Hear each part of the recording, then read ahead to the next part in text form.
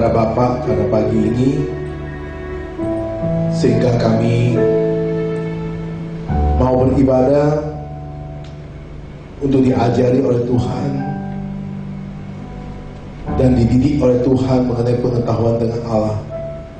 Pimpin kami dalam ibadah pada pagi ini. Kami mau serahkan hati kami. Kami mau serahkan seluruh hidup kami di dalam tangan kasih Tuhan. Berikan kami keberanian untuk memberitakan Injil.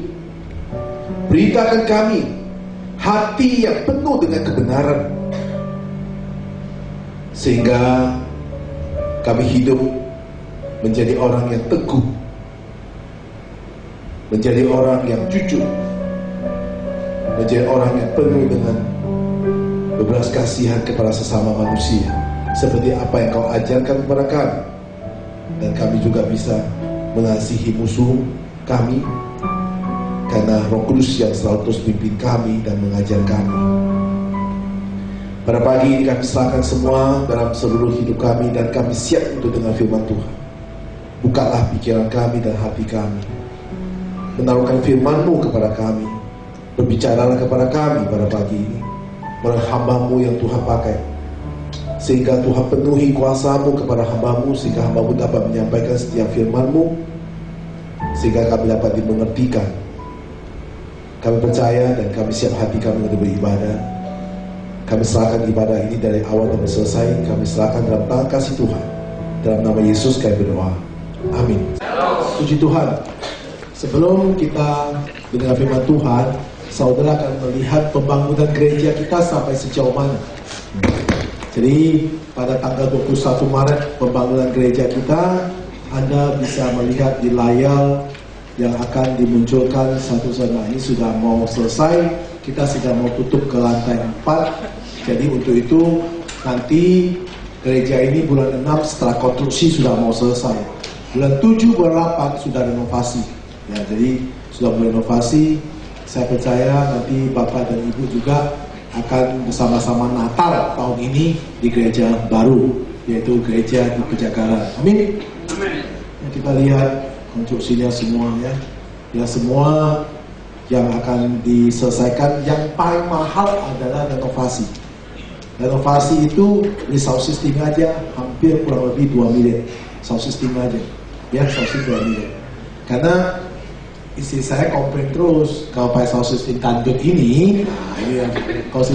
Kalau kita khotbahnya dia bilang kupingnya sakit. Nanti kalau sound system 2 miliar kita teriak tidak sakit. Kenapa? Karena saudara masuk dikasih headphone. Jadi nggak sakit. Kenapa semua pakai headphone ya? Nah, headphone-nya itu dia sendiri digodok ya. Nah, saudara, ini gereja pembangunan kita dukung supaya semua akan selesai. Kedua, ada 3 momen, yaitu ada Yusanke Jemu. Nah, ini pakai bahasa Mandarin. Saya minta maaf Bapak. Saya nggak tahu, tiba-tiba saya bergerak bahasa Mandarin. Yusanke Jemu. Ni men听懂不懂我不知道. Nah, jadi ada 3 momen yang besar. Yaitu satu, ada di Sawarta ada 3 brosur ya. Satu tanggal 28 bulan ini jam 5 sore itu ada di Dapur Siput Pantai Mutiara. Itu ada dari Pendeta Raja Reli. Jadi untuk mengajar kita dengan Together for God War. Jadi maksudnya 我们大家在一起在这个 Pantai Mutiara Dapur Siput 我们那边有一个这个Bible Station。 我们讲什么呢？讲这个天父的话，天父的话，好话，好听，好睡，好死。Momen kedua, kita tanggal 3 April itu ada ibadah Jumat Agung. Ini penting. Jadi ini kita harus benar-benar untuk semua datang untuk tanggal 3 itu jam 10 pagi. Ya, hari Jumat jam 10 pagi itu ada Jumat Agung, itu memperingati kematian Yesus Kristus. Nah, itu sangat penting.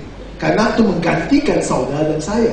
Ini momen ini sangat penting. Ingin isu ya, 1 tahun sekali ingin isu. Jadi kita harus datang ya, bawa semua saudara-saudara. Jadi setangga ya, RT RW silakan bawa ya. Ini kita meramaikan. Jadi penting ya. Ya, jangan sampai ketinggalan. Yang satu. 几号3号4月10点早上ke晚上Anda自己ya. Yang terakhir adalah KKL. Nah, KKL kita ada tanggal 4 juga, di tanggal 4 ya, itu hari Sabtu jam 10 pagi.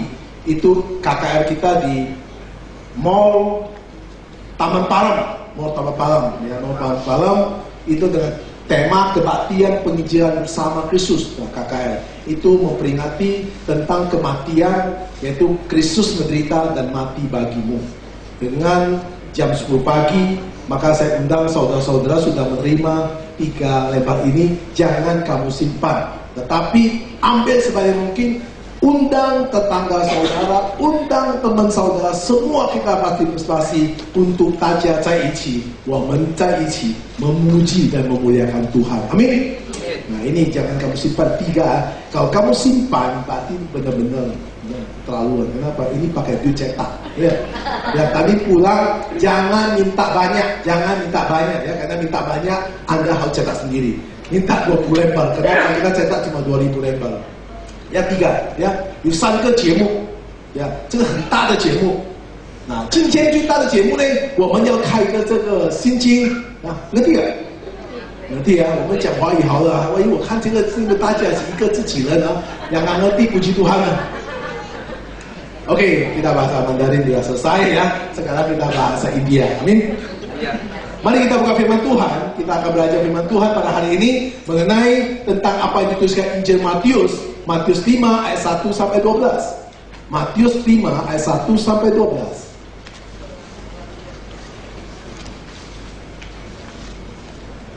Itu mengenai khotbah di bukit. Ucapkan bahagia. Saya baca ayat pertama, saudara baca ayat kedua. Ketika Yesus melihat orang banyak itu, naiklah ia ke atas bukit, dan setelah ia duduk, datanglah murid-muridnya kepadanya.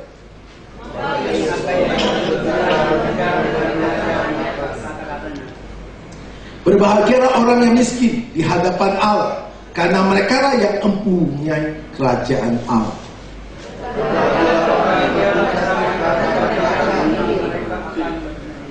Berbahagialah orang yang lemah lembut, karena mereka akan memiliki bumi.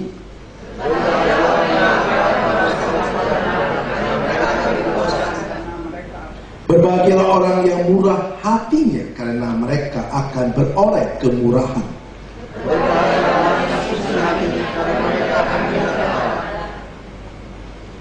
Berbahagialah orang yang membawa damai, karena mereka akan disebut anak-anak Allah.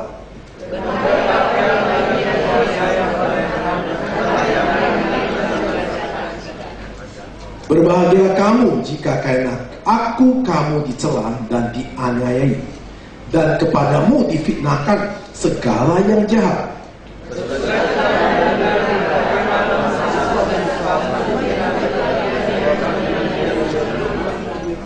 Amin. Mari kita akan melihat apa yang Yesus katakan dalam khotbah. Kita akan belajar pada hari ini apa yang Yesus ajarkan, apa yang Yesus khotbahkan dalam firman ini. Karena tema dalam Injil Matius ini yang paling penting adalah khotbah di bukit. Khotbah di bukit bukan murid-murid Yesus yang berkhotbah, tetapi Yesus yang berkhotbah. Yesus yang menyampaikan firman-Nya. Nah, ketika Anda baca pada ayat pertama mengatakan ketika Yesus melihat orang banyak itu naiklah ia ke atas bukit, dan setelah ia duduk, datanglah murid-muridnya kepadanya. Nah, kalau pernah pergi ke Israel, itu ada namanya Bukit Khotbah atau khotbah bukit. Saya pernah ke sana. Saya melihat bahwa ke sana itu waktu pertama kali saya berangkat bawa rombongan, pertama kali saya ikut rombongan orang, kedua kali saya bawa rombongan jemaat kita pergi ke sana.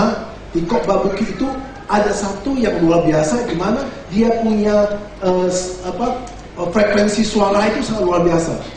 Kalau Anda naik di atas bukit itu, Anda mengatakan halo, di bawah akan dengar halo. Jadi Yesus kalau naik di bukit, dia berkhotbah, di bawah itu akan dengar semua, tidak usah pakai sound system atau mikrofon. Nah saudara-saudara, ketika Yesus mengatakan begini kepada semua orang-orang yang duduk di sana, Dengan tema kalimat pertama pada ayat ini, ayat 2 mengatakan, maka Yesus pun mulai berbicara dan mengajar mereka, katanya. Di sini, maka Yesus pun mulai berbicara dan mengajar. Teaching, mengajar mereka, katanya. Tuhan Yesus selalu mulai dari pengajaran. Tuhan Yesus selalu mulai dengan pengajaran. Jelas sekali, Yesus selalu menekankan pengajaran firman Allah. Kenapa Yesus selalu menekankan pengajaran firman Allah? Supaya manusia itu, supaya umatnya, bukan pakai hati, tetapi pakai otaknya, mengerti betul setiap yang didengarnya. Ilmu yang harus didengar ada ilmu dari perkataan Allah. Ketika Allah mengajar, sama juga seorang guru mengajar murid-muridnya. Kalau gurunya mengajar dengan tidak memberikan pengertian kepada anak-anaknya, bagaimana anak-anaknya bisa mengerti untuk bekerja PR-nya? Maka ujiannya maka jeblok semua, betul? Pasti gurunya akan mengajar hati-hati dengan matematika. Dia katakan 2 tambah 2 sama dengan 4. Dari mana 2? Dia tulis 1, 2, 1, 2. Tambah lagi 2, 1, 2, 1, 2, 3, 4 sama dengan 4. Jadi murid itu akan ngerti. Oh iya, Bu Guru, 1, 2, 3, 4. Nah, sama dengan 4. Jadi mungkin ngerti. Nah, Yesus juga begitu. Dia memberikan pemahaman bukan berdasarkan cerita atau dongeng. Tidak. Yesus mengajar supaya manusia itu mengerti makna firman yang diajarkan. Dengan firman manusia itu punya otak dimasukkan dengan pengetahuan Allah yang jelas, maka manusia itu mempunyai iman. Manusia itu bisa mengerti pemahaman akan Kristus Yesus adalah sesungguhnya adalah Allah kita. Nah, saudara-saudara, kalau kita melihat apakah Yesus benar-benar menekan pengajaran, mari kita buka Markus 1 ayat 37 sampai 38. Waktu menemukan dia, mereka berkata, semua orang mencari engkau. Jawabnya Tuhan Yesus, marilah kita pergi ke tempat lain, ke kota-kota yang berdekatan, supaya di sana juga aku memberitakan Injil. Karena untuk itu aku telah datang. Yesus datang ke dalam bumi ini untuk memberitakan Injil. Berarti jelas sekali penekanan Yesus adalah mengajar firman Allah. Saudara-saudara, belakang ini kita lihat gereja-gereja. Belakang ini kita lihat hamba-hamba Tuhan. Harusnya menekankan pengajaran firman Allah. Khotbah yang baik adalah khotbah mengajar dengan firman Allah. Khotbah yang betul-betul menekankan kitab suci, menekankan Alkitab. Bukan khotbah-khotbah yang mempunyai dengan motivator atau khotbah-khotbah yang penuh dengan pelawak. Bukan. Karena itu tidak mengajar. Itu membangun semangat, tapi tidak diisi dengan pengetahuan yang paham. Tetapi kalau diajari, maka orang itu akan paham. Orang itu akan mengerti. Sehingga orang itu dapat melakukan setiap pemahaman dia dengan jelas. Jadi orang Kristen harusnya itu mencari firman Tuhan dengan melalui apa? Kebaktian seperti ini. Main saat tentu persekutuan yang harus disaringkan adalah firman Allah, bukan cerita yang gosip atau cerita yang tidak pada tempatnya. Nah, disinilah Yesus mengatakan, aku mengajar mereka. Yesus mengatakan apa? Aku mulai berbicara dan mengajar mereka, katanya. Bagaimana Yesus mengajar? Kalimat pertama, ketika Yesus khotbah, pertama kalimat pada ayat yang ketiga. Apa Yesus khotbahkan? Berbahagialah orang yang miskin di hadapan Allah, karena merekalah yang mempunyai kerajaan. Kerajaan sangat kata yang sangat simpel, tetapi sangat dalam. Kenapa sangat dalam? Karena kalimat ini bukan sekilas kita baca. Berbahagialah orang yang miskin di hadapan Allah. Ya. Nah, kalau kita baca itu kita tidak pahami. Kenapa Yesus mengatakan berbahagia? Kata berbahagia itu artinya apa? Blessing, artinya apa? Diberkatilah. Diberkatilah. Kata diberkati ini bukan arti simple. Kata berbahagia tidak semua bisa dapat. Uang tidak bisa memberi bahagia. Kebahagiaan tidak bisa dicari. Kebahagiaan harus datang dari Tuhan. Harus diberi oleh Tuhan. Blessing. Tuhan mengatakan, berbahagialah Anda. Anda melihat orang berbahagia dengan usaha manusia. Orang berbahagia dengan usaha kita. Maka Yesus mengatakan, cilakalah orang yang berbahagia dengan usaha, dengan cari kekayaan yang tidak perlu dia cari. Maka Injil Lukas menulis dengan kata yang berbeda. Mari kita lihat Injil Lukas 6 ayat 24 sampai 26. Tetapi celakalah kamu, hai kamu yang kaya, karena dalam kekayaanmu kamu telah memperoleh penghiburan. Celakalah kamu yang sekarang ini kenyang, karena kamu akan lapar. Celakalah kamu yang sekarang ini tertawa, karena kamu akan berduka cita dan menangis. Celakalah kamu jika semua orang memuji kamu, karena secara demikian juga nenek moyang mereka telah memperlakukan nabi-nabi mereka. Berapa kali Yesus mengatakan celaka? Coba hitung. Hitung berapa kali? Halo? Hitung bahwa kita buat 4 kali. Nah, ini cerita apa? Yesus mengatakan celaka. Orang yang diberkati sama orang yang mengandalkan dengan cara dia untuk memuji, cara dia untuk menenangkan, cara dia untuk mendengar firman Tuhan, cara dia untuk mencocokkan firman Tuhan. Alkitab tidak mengajar demikian. Yesus tidak pernah khotbah demikian. Kenapa? Menurut ukuran manusia sama menurut ukuran Tuhan itu dua hal berbeda. Kenapa saya katakan Tuhan berbeda? Apa yang Tuhan kehendaki, apa yang rencana Tuhan untuk manusia, sama apa yang rencana manusia untuk kehidupan, itu berbeda. Anda lihat dari mana? Sebelum Anda melihat dalam celaka ini, waktu ayat 24 mengatakan begini. 24 Lukasnya, celaka kamu, hai kamu yang kaya, karena dalam kekayaanmu kamu telah memperoleh penghiburan. Nah ini diartikan apa?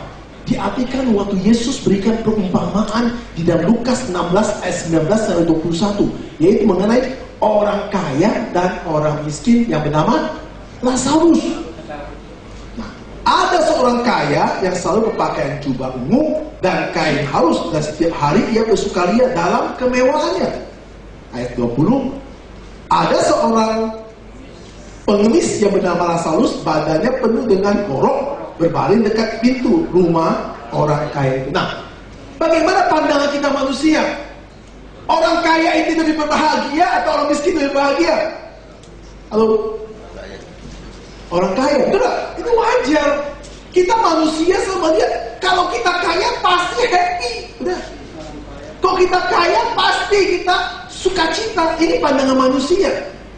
Nah, sedangkan pandangan Tuhan berbeda. Kalau kita baca ayat Lukas 16 sampai yang 19 sampai 20, ayat cerita ini kita lihat.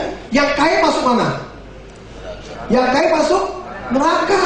Yang miskin masuk. Nah, saudara, pandangan Tuhan dengan kita berbeda. Berbahagialah orang miskin karena engkau mempunyai kerajaan Allah. Cilakalah orang kaya yang mencari hiburan dengan kekayaannya. Nah, ini satu kata berbeda.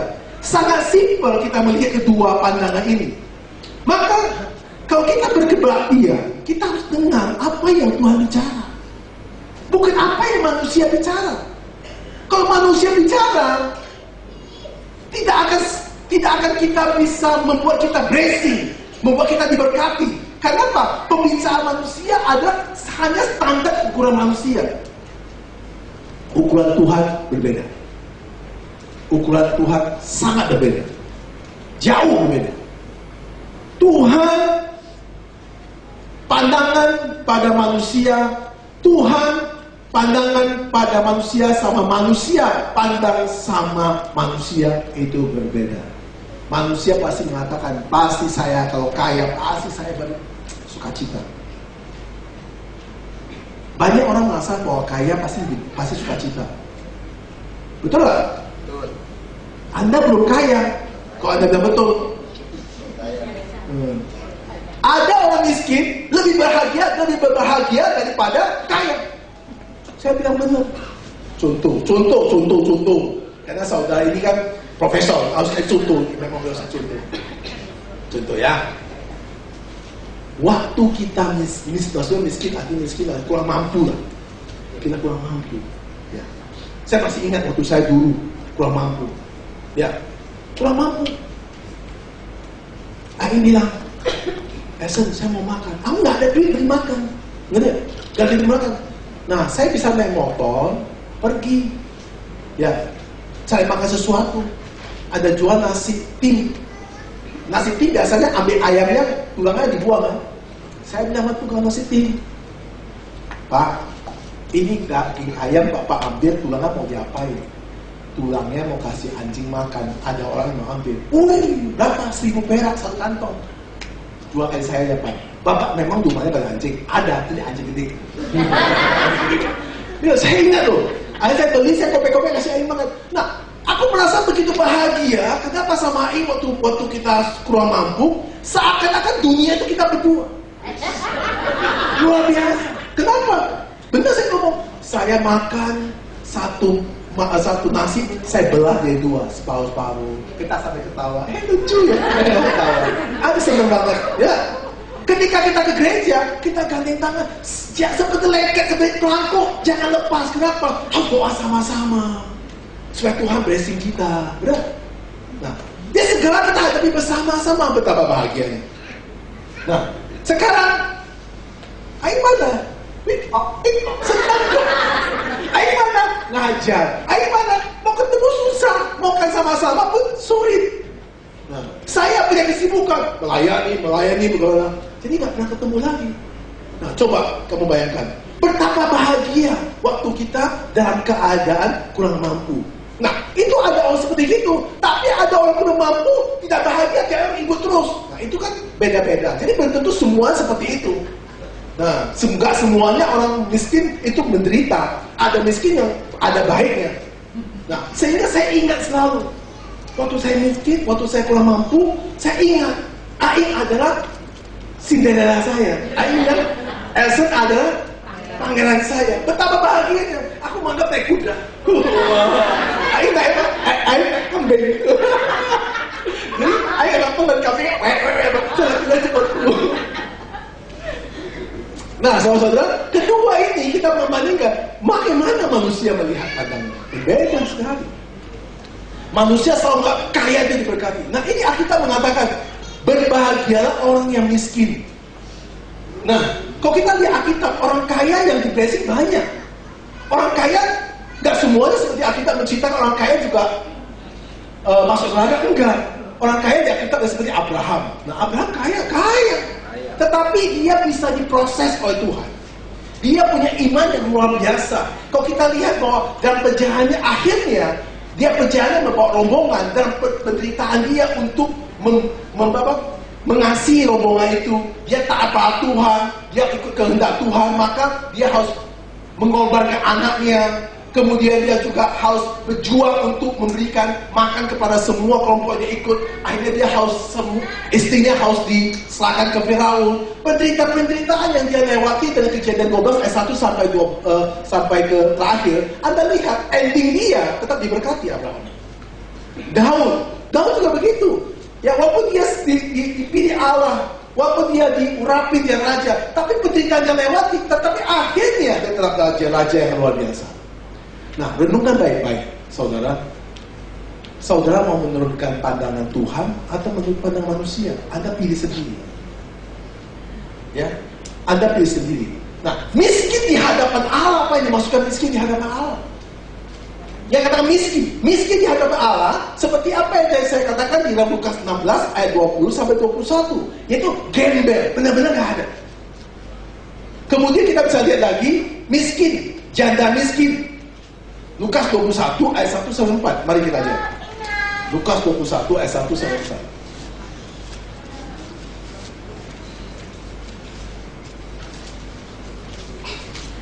Ketika Yesus mengangkat mukanya, ia melihat orang-orang kaya memasukkan persembahan mereka ke dalam peti persembahan.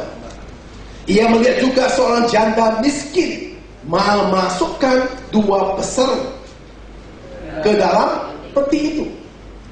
Lalu ia berkata, aku berkata kepadamu, sesungguhnya janda miskin ini memberi lebih banyak daripada semua orang itu.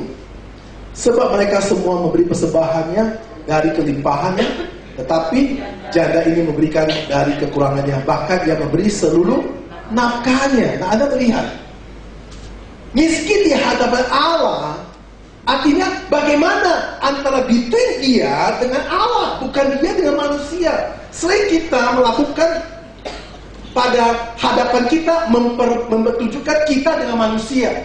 Oh, kita kaya, kita tunjukkan kekayaan kita. Kita kaya, kita tunjukkan kepada gereja bahwa kita memberi terbaik. Maka kita catatkan nama kita di dalam awalta dan segalanya.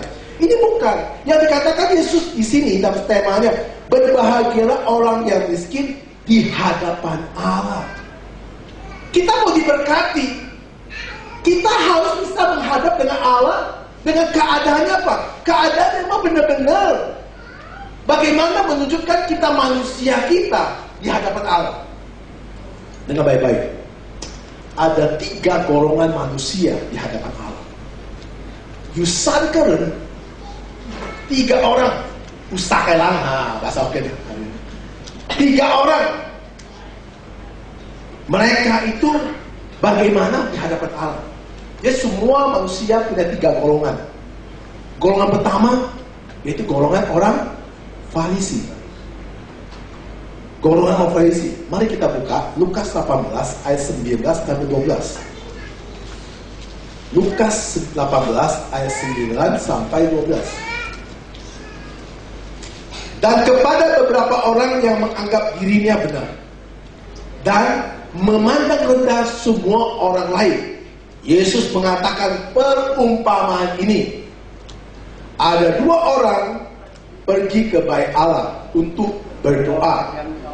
Yang seorang adalah Farisi dan yang lain pemungut cukai. Orang Farisi sama pemungut cukai lebih jahat yang mana? Halo? Orang Farisi sama pemungut cukai lebih yang jahat yang mana? Pemungut cukai.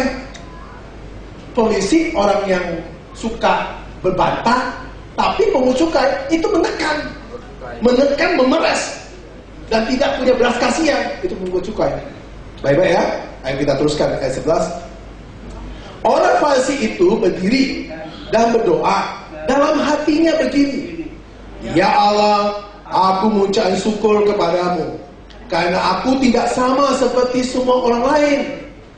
Bukan perampok, bukan orang lalim, bukan pezina, dan bukan juga seperti pemungut cukai. Oh, baik orangnya. Dia sangat bukan bahwa dia adalah terbaik, karena dia bukan seperti orang lain, bukan perampok, bukan orang lalim, bukan pezina, bukan juga seperti orang tukang-tukang gak punya belas kasihan menekan orang. Nah, itu orang Farisi. Ayat berikutnya. Aku berpuasa 2 kali seminggu. Wah, sangat baik ya. Aku memberikan persepuluhan dari segala penghasilanku. Ini orang yang taat tuh. Ini orang taat sekali. Ini orang Farisi yang taat dan orang yang benar-benar menjalankan setiap perintah Tuhan. Ayat ke-13. Nah, ini kita bicara pemungut cukai. Tetapi pemungut cukai itu berdiri jauh-jauh. Bahkan ia tidak berani menegakkan ke langit, melainkan ia memukul diri dan berkata, ya Allah, kasihan aku orang berdosa ini. Mana ayat berikutnya? Aku berkata kepadamu, orang ini, orang pemungut cukai ini, pulang ke rumah sebagai orang yang dibenarkan Allah. Dan orang lain itu tidak. Sebab barang siapa meninggal diri, ia akan direndahkan. Barang siapa meninggalkan diri, ia akan ditinggal. Jadi siapa yang dibenarkan oleh Allah? Pemungut cukai. Nah, saya katakan tadi kan, orang pertama adalah orang Farisi. Nah, orang Farisi itu ada orang yang sangat sombong dengan rohani dia. Sama dengan waktu akhir zaman, ada 7 gereja. Ya, satu gereja yang tidak berkenan di hati Tuhan, yaitu gereja apa? Laodikia. Mari kita buka Wahyu 3 ayat 17. Karena engkau berkata, aku kaya dan aku telah memperkayakan diriku, dan aku tidak kekurangan apa-apa. Dan karena engkau tidak tahu bahwa engkau melarat dan malang, miskin, buta, dan telanjang. Engkau berkata engkau kaya, tapi engkau tidak kaya. Engkau berkata engkau hebat, engkau tidak hebat. Engkau katakan engkau memiliki semuanya, engkau tidak memiliki apa-apa. Nah ini, saudara-saudara, ini salah satu jemaat Laodikia yang sangat sombong dengan kekayaan mereka. Sehingga Alkitab mengatakan, mengajar kita bahwa bagaimana manusia di hadapan Allah. Orang yang mau mengaku dosanya, orang yang merasa dirinya kotor, orang merasa dirinya berdosa, yang untuk menatap ke langit, apa itu tak berani memukul-mukul dirinya dengan melakukan kesalahan dan minta ampun sama Tuhan. Maka orang inilah yang berdosa, orangnya ini yang dibenarkan oleh Tuhan. Katakan pertama orang Farisi, kedua adalah orang yang merasa berdosa. Kedua adalah orang yang merasa berdosa, tetapi toh dia merasa dirinya mempunyai kebaikan. Kok bisa ya? Orang merasa berdosa, toh merasa dirinya punya kebaikan. Ini contohnya paling banyak di gereja. Di gereja banyak orang yang merasa dirinya berdosa. Betul, saya percaya itu. Tetapi dia merasa dirinya juga lumayan baik. Kenapa? Karena dia sudah pergi gereja. Ya, kemudian apalagi dia memberi persembahan. Apalagi dia sudah mengambil bagian pelayanan. Nah ini orang semacam ini banyak gereja. Sama juga orang Farisi. Hampir sama. Kita ini sama orang Farisi itu ya beda-beda tipis. Ya, beda saudara itu orang Chinese atau orang Indonesia. Itu orang Farisi, orang Yahudi. Beda cuma itu aja. Tapi kalau soal untuk perakuannya nggak beda jauh. Kelihatan kita itu orang dosa. Itu ingin ke gereja untuk tembusi dosa kita, untuk mengaku bersalah. Ya, tetapi sebenarnya dalam pelakuan kita, ya, hanya untuk supaya berjuang menjadi orang baik, atau berjuang masuk surga. Nah, saudara, berpikir sekarang, kita ajak saudara berpikir, karena khotbah itu saya nggak suka saudara cuma dengar, berpikir. Saudara merasa nggak bahwa saudara itu orang dosa? Masa selalu dirinya baik? Ada masalah? Ya karena saudara sudah melayani ya, bersembahan, ya. Bahkan saudara di depan Anda, depan meja sana salam orang salam, ya. Bersyukur di sini nggak pakai jas, gereja oleh pakai jas, pakai dasi, ya. Kalau Anda bilang salam, tak dasinya, tak dasinya itu orang Farisi, tak dasinya aja. Nah, ya. Saya pernah ngomong di gereja salam, puji Tuhan, di luar maki-maki orang. Ya, itu nggak boleh. Ya, di gereja salam, di luar juga harus salam. Ya, di gereja yang sayang, di luar juga harus sayang. Nggak boleh di gereja salam, di luar maki-maki orang, nggak baik itu. Ya, itu harus bertahan. Saya pernah lihat di aja maki orang. Di sini aja dia ngomong sama saya, Pak Pendeta, salam. Pulang dari itu aja. Waduh. Anak cuek-cuek loh, dasar bantal. Kalau jadi anaknya, kalau jadi anaknya, dia bilang monyet. Ya memang saya monyet, mama juga ikong. Kalau jadi anaknya, tunggu anaknya, masa di gereja dicuri anak monyet, dasar dia kepiting. Dasar kamu kepiting, saya lobster. Udah jadilah binatang sana ya. Nah saudara-saudara, ketika orang yang merasa dirinya penuh dengan dosa sama sekali tidak bisa berbuat baik. Nah, orang merasa dirinya berdosa, dia sama sekali tidak berbuat baik. Mari kita lihat Yeskiel 36 ayat 17.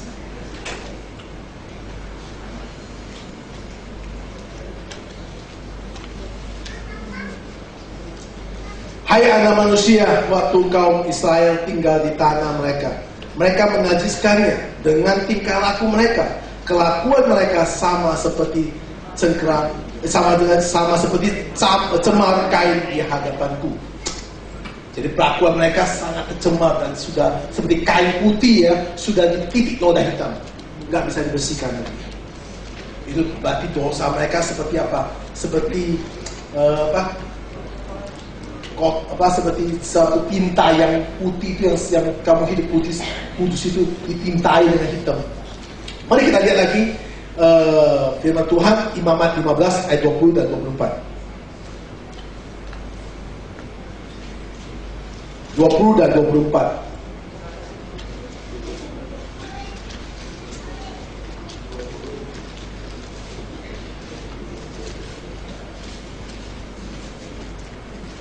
Jadi jika aku berbuat apa yang tidak aku kehendaki. Ini mana? Imamat 15, 20 sama 24. Segala sesuatu yang ditidurkannya selama ia cemar kain menjadi najis, dan segala sesuatu yang didudukinya menjadi najis juga. Ayat 24. Ayat 24. Baca. Saudara baca, saudara buka. Jikalau Seorang laki-laki tidur dengan perempuan itu dan dia kena cemar kain perempuan itu, maka ia najis selama 7 hari. Jadi itu menceritakan jika seorang laki-laki ya yang tidur dengan perempuan itu kena cemar, dia kena penyakit AIDS itu, ya susah dibersihkan. Maka ini kalau sudah kotor sulit. Nah, jadi bagaimana manusia di hadapan Allah? Manusia itu kotor, manusia itu berdosa. Nah, di dalam khotbah ini, ya khotbah yang bicarakan mengenai bahwa di hadapan Allah karena mereka lah yang mempunyai kerajaan Allah. Ini mengartikan Kristus datang untuk memanggil orang-orang yang dosa. Jadi, Yesus Kristus datang untuk memanggil orang-orang yang berdosa, bukan orang-orang yang merasa dirinya suci. Supaya melalui dosa kita dibenarkan oleh Allah seperti pemungut cukai itu. Dia mau ngaku bersalah, dia mau ngaku diri saya berdosa. Maka di hadapan Allah dia paling benar. Dia bukan benar, tetapi dia tidak bisa membenarkan diri. Dia dibenarkan. Kita tidak bisa mensucikan dosa kita, tetapi Tuhan melalui darah Kristus kita disucikan. Kita lihat lagi Matius 9 ayat 10 sampai 13.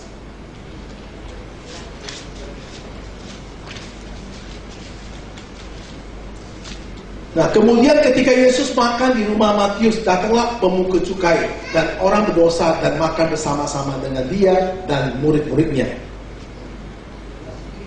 Jadi pergilah dan pelajarilah arti firman ini. Yang kuhendaki ialah belas kasihan dan bukan persembahan. Karena aku datang bukan untuk memanggil orang benar, melainkan berdosa. Jadi inilah yang diartikan Kristus. Oh, Yesus Kristus datang untuk memanggil orang-orang yang dosa, orang-orang yang benar-benar yang sudah tidak ketolong dia punya dosanya, sudah kotor yang minta ampun, sudah tercemar di kain putih, sudah tercemar hitam-hitam. Yang bisa mencucikan itu adalah darah Kristus. Dengan Yesus mengambil semua dosa saudara, menggantikan salibnya untuk kita semuanya. Amin. Nah, kita teruskan ya. Ini kalau misalnya satu ayat ini kita khotbah sampai selesai juga nggak akan selesai. Kita sambung dulu ya.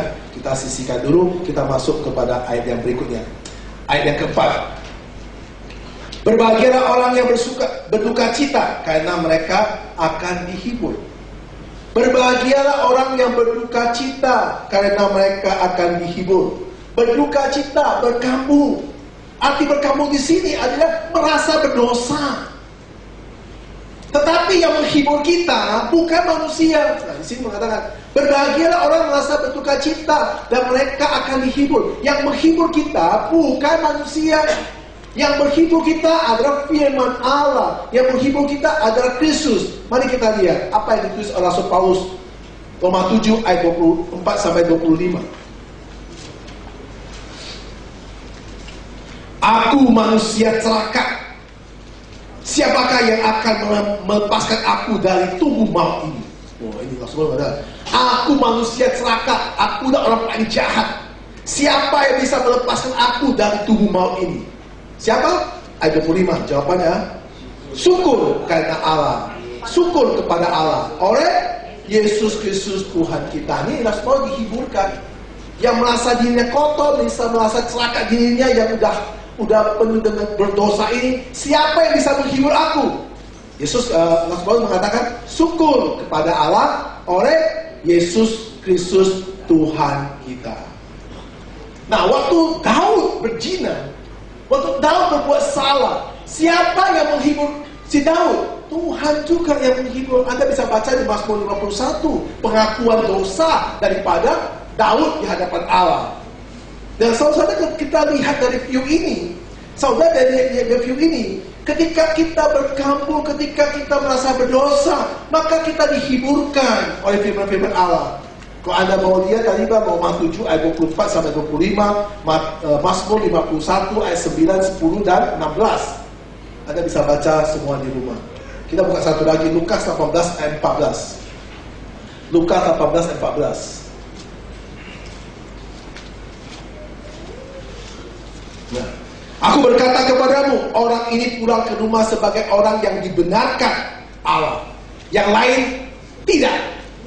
Sebab orang siapa meninggalkan diri, ia akan direndahkan, dan orang siapa meninggalkan diri, ia akan ditinggalkan. Tuhan katakan, orang ini dibenarkan, yang lain no. Berarti apa? Kita harus setiap merasa, jangan kita anggap kita benar. Kita merasa diri kita, aduh Tuhan ampuni saya, Tuhan aku berdosa, aku tidak layak di hadapan-Mu. Celakalah aku manusia ini yang tubuh yang penuh dengan maut. Tuhan bilang, akulah Yesus yang akan menenangkan kamu. Akulah Yesus yang akan mencucikan dosamu. Akulah Yesus yang akan menggantikan kamu. Akulah Yesus yang akan selalu menolong kamu. Aku Yesus yang akan selalu menerima kamu. Wah, luar biasa Tuhan Yesus. Nah, ini khotbah-khotbah yang simpel, tetapi mempunyai makna arti yang sangat luas. Mari kita teruskan ayat kelima. Berbahagialah orang yang lemah lembut, karena mereka akan memiliki bumi. Nah, ini hati-hati. Kata khotbah yang ayat 5 ini sering dipakai orang-orang yang tidak bertanggung jawab. Kenapa saya kata tidak bertanggung jawab? Karena dipakai dengan teologi kemakmuran. Berbahagialah orang lemah lembut. Arti orang lemah lembut, apakah orang yang tidak pernah marah atau orang pernah marah? Kita lihat, Musa pernah marah gak? Halo? Musa pernah marah gak? Kita lihat, Bilangan 12 ayat 3. Adakah Musa ialah seorang yang sangat lemah lembut? Adakah Musa ialah seorang yang sangat lembut hatinya, lebih dari setiap manusia yang di atas muka bumi ini? Orang yang lemah lembut, orang yang memiliki Roh Kudus. Apa bedanya? Orang memiliki hati pertobatan. Roh Kudus, semua orang memilikinya. Kalau ada mempunyai hati pertobatan, maka orang itu akan seperti dapat buah roh, seperti Galatia 20, Galatia 5 ayat 22 sampai 23. Nah, saudara-saudara, kita lihat lagi. Yesus juga penuh dengan Roh Kudus. Yesus ada Tritunggal Allah. Maka dari Matius 11 ayat 29. Pikulah aku yang kupasang dan belajarlah padaku, karena aku lemah lembut dan rendah hati, dan jiwamu akan mendapat ketenangan. Nah, ini arti lemah lembut. Nah, kemudian kita lihat lagi bahwa berbahagialah orang yang lemah lembut, karena mereka akan memiliki bumi. Luar biasa. Memiliki bumi. Hati-hati. Kalau arti dari dua aliran, saya nggak mengerti pada pandangan mereka. Tapi saya akan menjelaskan kepada saudara. Maka saya suka khotbah yang pakai otak sama khotbah yang pakai perasaan. Khotbah nggak pakai perasaan, aku nggak cocok. Aku bukan bidang sana. Aku suka mengajak orang supaya orang paham, orang mengerti. Nah, cara bagaimana mengerti? Ajaran dari Saksi Yehova mengatakan begini, bahwa hanya 144.000 orang yang akan masuk surga. Yang sisanya akan tinggal di bumi, tapi disempurnakan. Jadi gini, 144.000 orang yang akan masuk surga, sisanya semua itu akan disempurnakan. Ini statement yang dikatakan ahli saksi Yehova itu bertentangan dengan Alkitab yang ditulis oleh 2 Petrus 3 ayat 10 sampai 13. Mari kita baca 2 Petrus 3 ayat 10 sampai 13. Tetapi hari Tuhan akan tiba seperti pencuri. Pada hari itu langit akan lenyap dengan gemuruh yang dahsyat, dan unsur-unsur dunia akan hancur dalam nyala api, hangus dalam nyala api, dan bumi dan segala yang ada di atasnya akan hilang lenyap. 11.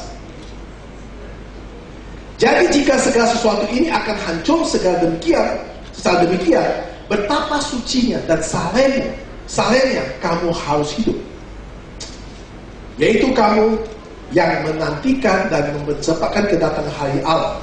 Pada hari itu langit akan binasa dalam api, dan unsur-unsur dunia akan hancur karena nyalanya. Jadi bumi itu akan hancur. Jadi bagaimana ada sisa orang yang harus disempurnakan lagi? Tidak ada. Hanya ada kedatangan Yesus untuk menjemput. Kedatangan 2 kali untuk menjemput pada orang-orangnya. Jadi nggak ada lagi bumi itu bisa kita disempurnakan di bumi. Ini pendapat yang sangat bertentangan dengan Alkitab. Karena mereka ambil dalam unsur wahyu untuk 144.000 orang yang disamakan. Tapi ketika mereka angkat lagi pada apa yang dituliskan Rasul Petrus. Petrus itu Rasul. Ya, wahyu itu cuma hanya satu pandangan untuk akhir zaman. Tapi ini statement dikatakan Petrus, Rasul Petrus, yang dipilih oleh Yesus, yang menyatakan seperti itu. Saya lebih percaya Petrus ngomong daripada wahyu yang ngomong. Kemudian kita lihat, nah saya katakan ajaran-ajaran teologi kemakmuran. Nah, apa ya kalau arti kemakmuran? Mereka mengambil pada firman Tuhan ini di dalam Khotbah Bukit ayat 5 mengatakan, karena mereka akan memiliki bumi. Wah, kita akan kaya raya. Ya, kita akan kaya raya. Jadi Tuhan, menurut khotbah Tuhan, kita semua sebagai orang percaya akan memiliki bumi. Ya, memiliki bumi. Katanya begitu. Coba Anda ngomong sama Agung Podomoro besok ya. Pak, itu menurut pendeta saya dengar khotbah, semua anak manusia berhak memiliki bumi. Ini tanah juga milik kita, mana sertifikat. Minta saran. Saya jamin kamu masuk ke Kapolsek atau masuk ke sumber waras. Ini jadi bagaimana? Kenapa mereka bisa memakai gitu? Mereka ambil ayat comot-comotan. Salah satu ayat yang mereka ambil, Kejadian 12, ayat yang 1, 3, dan 7. Mari kita buka. Berfirman Tuhan kepada Abraham, pergilah dari negerimu dan sanak saudaramu dan dari rumah bapakmu ini ke negeri yang kutunjukkan kepadamu. Aku akan berkati orang-orang yang memberkati engkau, dan akan mengutuk orang-orang yang mengutuk engkau. Dan olehmu semua kaum di muka bumi ini akan mendapat blessing, berkat. Ya. Kemudian ayat yang ke-7 ini ya. Ayat 7 betul. Nah, ketika itu Tuhan menampakkan diri kepada Abraham dan berfirman, aku akan memberikan negeri ini kepada keturunanmu. Wah, luar biasa. Maka didirikannya di situ mezbah bagi Tuhan yang telah menampakkan diri kepadanya. Nah, saudara-saudara, di sini ayat comotan yang dipakai. Ketika Anda baca seluruh dari Kejadian 12, nggak seperti ini. Abraham memang diberikan berkat, tetapi Abraham juga usaha untuk menjalankan sampai dia harus pergi ke Mesir. Untuk apa? Untuk mencari makan. Dan karena ketika dia pergi ke tanah Kanaan, dia tidak sanggup melawan orang tanah Kanaan. Akhirnya dia pergi untuk mencari makan. Akhirnya dia harus susah, menderita dengan kelaparan itu. Akhirnya dia juga harus mempersilahkan istrinya kepada Firaun. Jadi memang endingnya Abraham keluar dari Firaun, sampai keluar dari Mesir, dia diberkati. Endingnya diberkati. Nah, jadi saudara-saudara, tidak seperti yang wah kita orang kaya, semua karena Tuhan akan memberikan kita semua yang ada di bumi ini. Puji Tuhan. Kalau saudara dengar kayak gitu, saudara suruh ternyata turun. Rumah di mana? Tanya dulu, rumah di mana? Kalau dia bilang rumah masih kontrak, tempel. Kalau dia ngomong, saya gak berani ngomong banyak. Jakarta punya gedung 50, saya punya. Boleh kita dengar. Masih boleh dengar, karena dia punya. Kalau dia bilang rumah masih kontrak, kemudian dia hari masih mengatakan saudara percaya, saudara percaya. Tidak segampang gitu. Itu teori kemakmuran. Makanya pemahaman harus mengerti. Nah, ayo kita lihat yang ayat yang berikutnya, ayat 6. Kita kejar waktu, karena waktu sudah jalan. Berbahagialah orang yang lapar dan haus akan kebenaran, karena mereka akan berbahagia orang yang lapar dan haus. Berbahagia orang lapar haus dulu, sebentar dulu, sampai akan berjalan. Kita lihat dalam segi dunia hidup. Saya suka ajar saudara dalam segi rumah tangga dan dunia hidup. Saya panggil Joshua, sini. Ini anak saya ini. Saya panggil ya, sini. Master Stontoyo.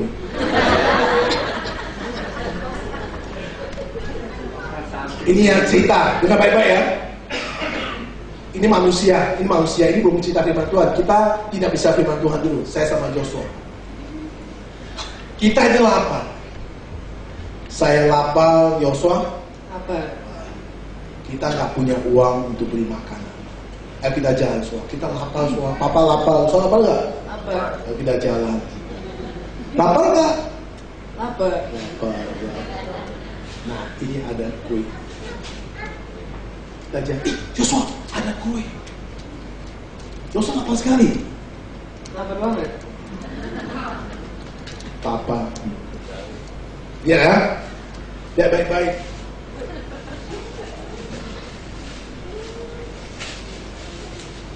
Papa tahu Joshua lapar ya. Maka Papa bukalah kue ini, yang satu-satunya di sini yang kita jumpa. Ya, semua orang gak ada belas kasihan pada kita. Ini kue satu-satunya Papa lihat. Joshua makan aja ya. Enak Joshua, makan kenyang ya. Gini gak akan bertahan tuh. Oke, sekarang selesai. Ini sesi pertama selesai. Sesi kedua. Joshua sudah gede. Kerjanya, usahanya 7 kali bangkrut. Nah, kita jalan lagi Joshua, papanya sekarang lapar. Joshua lapar gak? Lapar. Ayo kita jalan, saya makan lagi Joshua ya. Joshua itu udah makan. Joshua, ambil.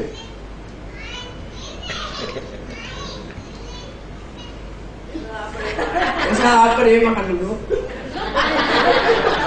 Papanya mana? Papanya makan dulu. Lupa. Oke, terima kasih Joshua ya. Coba hidup sekarang, kau pikir sendiri. Sekarang hidupnya begini. Ya, jadi kita lihat sekarang. Ya, ada nggak orang anak kamu pikir, kok dia makan restoran dia udah pikir nggak? Oh, dan mama saya ngasih suka makan ini. Saya mesti kasih mama saya beri tambah sedikit makan. Dia pulang cuma cerita, mah, ini luar biasa tadi makan, bagi tangan, ini luar biasa. Mama mau, duitnya mana? Gak cocok. Nah ini kita bicara ini malu. Maka saya bilang saudara-saudara, pelajar baik-baik. Anak itu harus ikut ibadah dengan pengajaran Alkitab, pengajaran firman Allah. Diajar ini otaknya berisi. Jangan dengan cara yang ibadah gak pernah main-main. Tuhan tidak pernah main-main. Karena Tuhan selalu mengajar supaya manusia itu paham betul atas kehendak Allah. Bagaimana manusia membuat sesuatu di hadapan Allah, mempersembahkan diri manusia di hadapan Allah. Tapi manusia suka mempersembahkan dirinya dengan orang lain, dengan manusia-manusia. Nah, anak kita aja gak pernah pikir kita. Ada anak yang pikir kita, ada, bukan gak ada. Ada, saya bilang gak semuanya ada. Tapi berapa persen? Saya percaya 10, 2 anak yang memang itu anak 2 yang bisa buat terbaik buat orang tuanya. Anak yang sudah bertobat dalam hatinya, bukan bertobat karena perbuatan, bertobat hatinya. Nah, kalau semacam Joshua kita lihat contoh ini ada di dalam dunia ini banyak sekali. Mana pernah dipikirkan orang tuanya mau makan apa, nggak peduli. Pokoknya orang tua wajib memberikan terbaik. Orang tua wajib mensekolahkan saya terbaik. Orang tua wajib membiayai saya terbaik. Setelah kita udah tua, yang saya banyak jemaat yang dicitra itu tua-tua. Mereka mau gereja, mereka bilang, nah, aku mau ke gereja Pak Esen, cari Sabtu jam 10. Kayak mana mama kok gak salah sadar ya? Saya ini sibuk sekali. Tanya Pak Esen, ada bus jemput gak? Tanya Pak Esen jemput gak? Telepon David, ini mama saya mau gereja, dijemput dong. Jemput, mama tua-tua gini. Jemput. Ya, sampai sana. Betul. Mana? Ini soal gereja aja loh, pergi gereja. Apa soal makan? Sudahlah, kalau soal makan sudah. Mana pernah dia beli makan untuk kasih mamanya? Kalau dia mau kasih mamanya ada dua, ada utangnya dia belum bayar. Kedua, dia mau kasih mamanya, ada sesuatu yang dia ingin minta lebih daripada yang dikasih. Gak pernah tulus. Itu suatu hukum, hukum awal. Maka kita harus belajar bagaimana kita bawa anak kita melihat.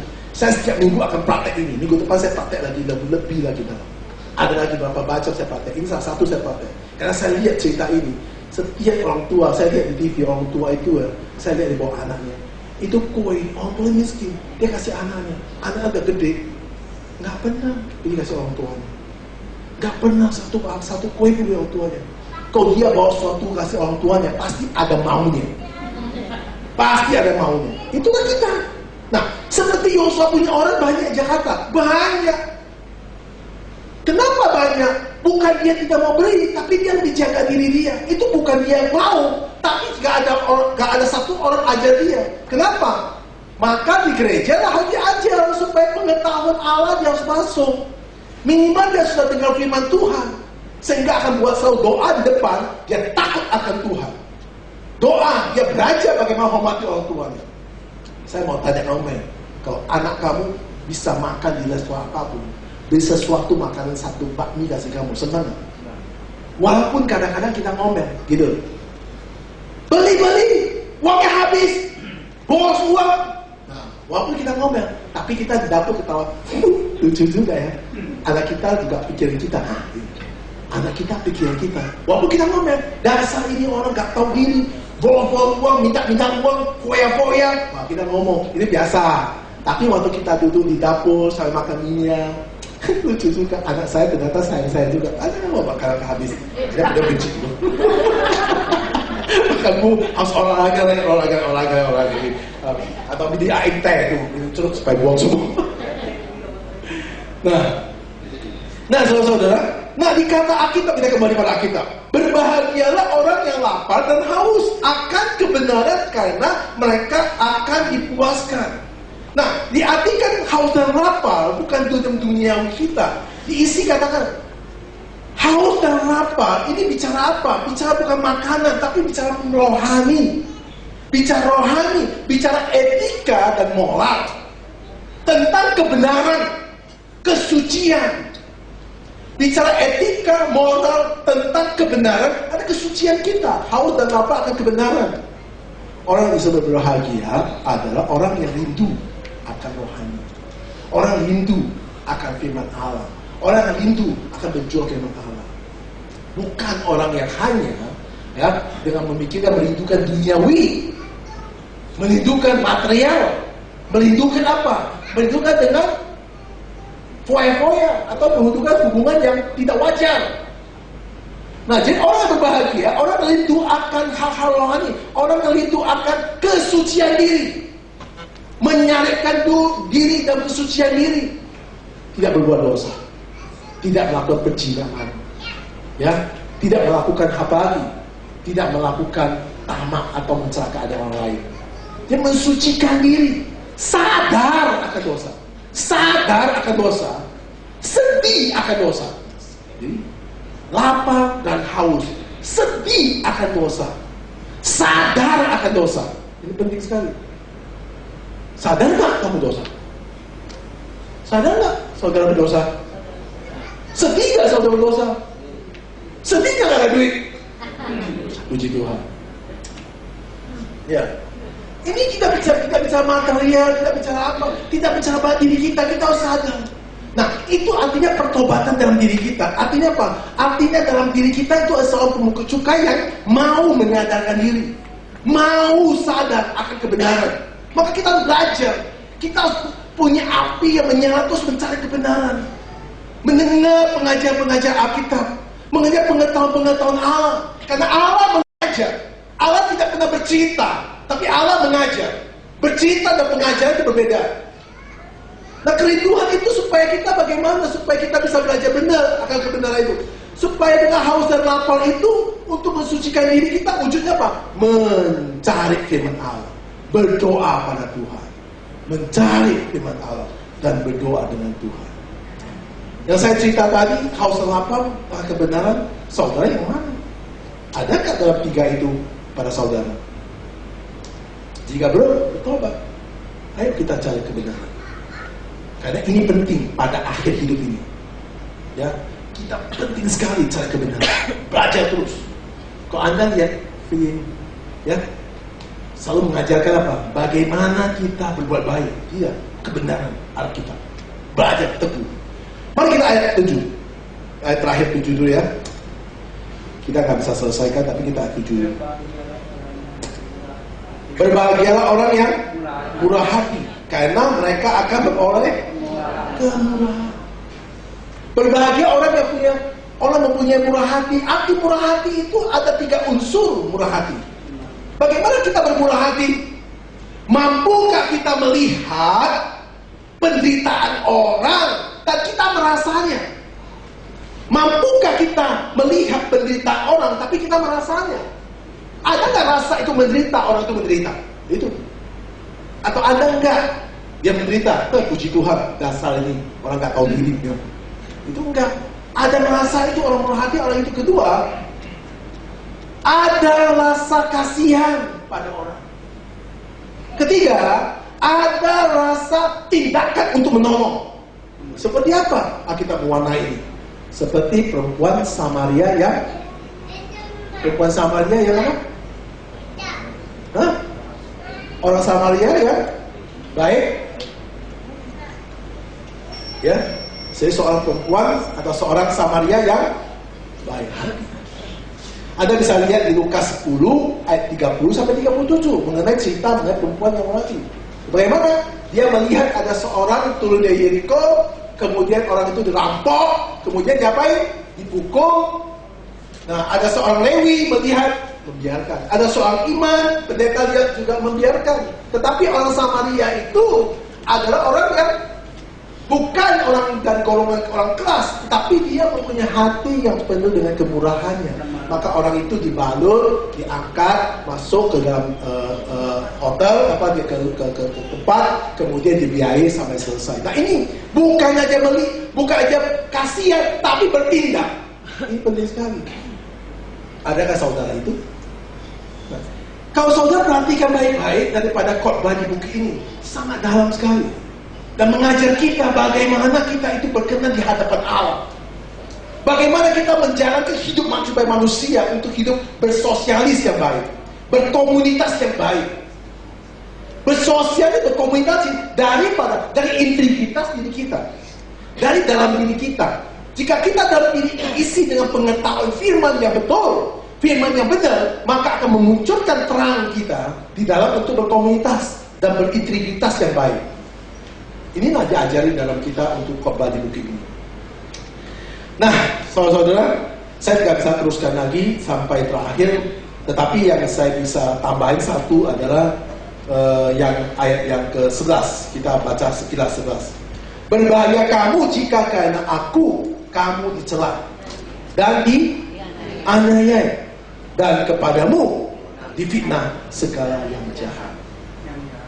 Berbahagialah kamu jika karena aku, karena Yesus. Jika kita karena Yesus kita dihujat, kita karena Yesus kita difitnah, puji Tuhan. Di hati kamu harus penuh dengan roh kemurahan. Di dalam hati kamu harus punya kemurahan hati. Sehingga Anda difitnah, Anda dihujat, Anda diani, Anda selalu katakan, puji Tuhan. Jika Anda bisa seperti itu, maka Tuhan akan memberkati. Karena Tuhan katakan, berbahagia. Kalau Anda baca dari ayat 1, ayat 2, ayat 3 sampai ayat yang ke-11, semua kata pertama adalah blessing, berbahagia. Cari bahagia dalam Kristus. Cari bahagia di dalam Kristus. Bukan dalam dunia. Berbahagia dalam Kristus, Anda punya kekekalan. Mencari dunia itu sementara. Anda ingin makan kenyang, tetapi besok lapar lagi. Anda ingin sesuatu, besok akan minta sesuatu lagi. Tidak akan puas. Tapi carilah kerajaan Allah, maka engkau akan mempunyai Allah. Haus dan lapar akan firman Allah. Teguhkan firman Allah. Gigih, teguh hati yang harus penuh kebenaran. Teguh, gigih hati yang penuh kebenaran. Belajar berani, teguh, gigih hati yang penuh dengan kebenaran, bukan kebaikan, kebenaran. Maka telinga, otak diisi dengan pengetahuan firman Allah. Tuhan Yesus memberkati saudara.